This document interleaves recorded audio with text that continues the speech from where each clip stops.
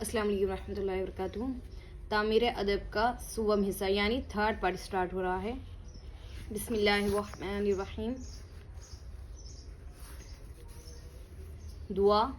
درد اپنا دے اس قدر یا رب، نہ پڑے چین عمر بھر یا رب، میری آنکھوں میں نور دے ایسا، تو ہی آئے مجھے نظر یا رب، رہے کلمہ زبان پر جاری، جبکہ دنیا سے ہو سفر یا رب، خبر میں اور جا کنی کے وقت، رکھنا رحمت کی تو نظر یا رب، ذرے ذرے سے آشکارا ہے تو کسی جا نہیں مگر یا رب، تیرا جلوہ کہاں نہیں موجود، سب کے دل میں ہے تیرا گھر یا رب، تیرے پیارے رسول پاک جنہیں تو نے بلایا عرش پر یا رب، ان کا اور ان کی آل کا صدقہ، خاتمہ تو بخیر کر یا رب۔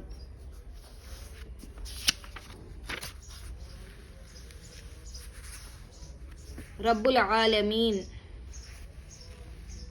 زمین، آسمان، چاند، سورج، ہوا، پانی، آگ، جانور، انسان، سب کو اللہ تعالی نے پیدا کیا ہے۔ عالم کی ہر چیز اسی کی بنائی ہوئی ہے، سارے عالم کا تنہا مالک صرف وہی ہے، اسی لیے اس کو رب العالمین کہتے ہیں، کیونکہ رب کے معنی مالک اور عالمین کے معنی سارے جہاں، تو رب العالمین کے معنی ہوئے سارے جہانوں کا مالک۔ دنیا ہمیشہ سے نہیں ہے بلکہ اللہ تعالی نے بنانے سے ہوئی ہے، لیکن اللہ تعالی ہمیشہ سے ہیں، اس کی ہستی کے لیے ابتدا نہیں، وہ ہمیشہ رہے گا، اس کا کوئی باپ نہیں، اس کا کوئی بیٹا نہیں، اس کی کوئی بیوی نہیں، وہ کھانے پینے سے پاک ہے۔ پھر سے دیکھیں گے، اس کا کوئی بیٹا نہیں، اس کی کوئی بیوی نہیں، وہ کھانے پینے سے پاک ہے۔ وہی موت دیتا ہے، وہی زندہ رکھتا ہے، کڑی اور دھیمی آواز کو یکساں سنتا ہے، اجالا اندھیرا اس کے لیے ایک طرح ہے، وہ ہر کھلی اور چھپی چیز دیکھتا ہے۔ ہم لوگ آواز کو دیکھ نہیں سکتے لیکن آوازوں کو بھی دیکھتا ہے، اس کی ہر بات نرالی ہے، اس کی ہر شان انوکھی ہے۔ عبادت کا حقدار صرف وہی ہے، چاند، سورج، دریا، پیڑ، پتھر، انسان، حیوان، دیو، شیطان وغیرہ کوئی بھی چیز عبادت کے قابل نہیں، وہ اچھے کام سے خوش ہوتا ہے اور برے کام سے ناراض رہتا ہے۔ اس نے لوگوں کی ہدایت کے لیے بہت سے پیغمبر بھیجے، آخری پیغمبر ہمارے سرکار پیارے مصطفیٰ صلی اللہ علیہ وسلم، حضور پر نور، سرکار مصطفیٰ صلی اللہ علیہ وسلم زمین و آسمان سارے جہاں کے پیغمبر ہے۔ حضور نے صرف اللہ تعالیٰ کی عبادت کی ہے، ہم بھی صرف اللہ تعالیٰ کی ہی عبادت کریں گے۔ حضور نے صرف اللہ تعالیٰ کو سجدہ کیا ہے، ہم بھی صرف اللہ تعالیٰ ہی کو سجدہ کریں گے۔ ہم چاند، سورج، پیڑ، ندی، بت، پتھر، جانور، تصویر، خبر، استاد، پیر وغیرہ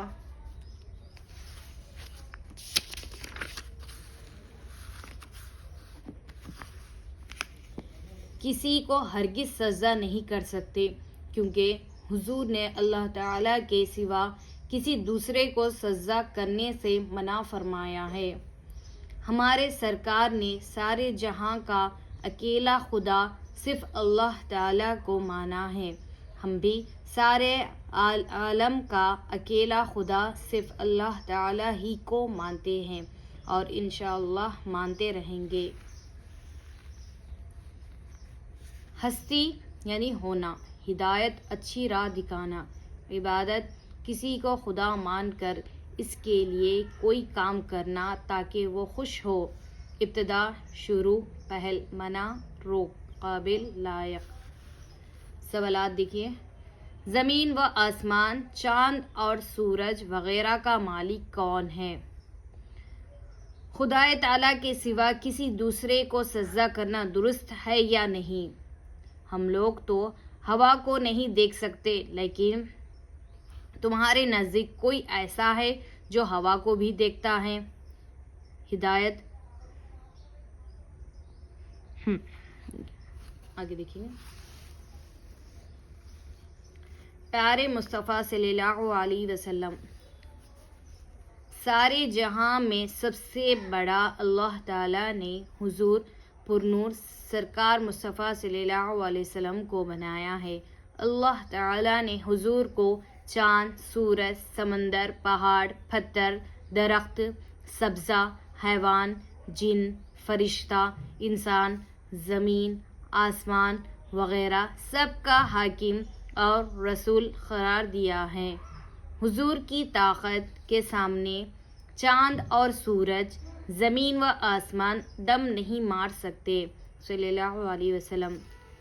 سونے چاندی کے پہاڑ ہمیشہ طاق میں لگے رہتے کہ حضور کا حکم ملے تو ہم دونوں زمین چیر کر باہر آ جائیں اور حضور کے دائیں بائیں ساتھ ساتھ چلتے رہیں، لیکن حضور نے چاندی سونے کو اپنے ساتھ رکھنا پسند نہ کیا۔ حضور کو امیروں جیسی ٹھاٹ باٹ والی زندگی پسند نہ تھی، غریبوں کی تسلی کے لیے ان کے جیسا رہن سہن اختیار فرمایا۔ پوری مبارک زندگی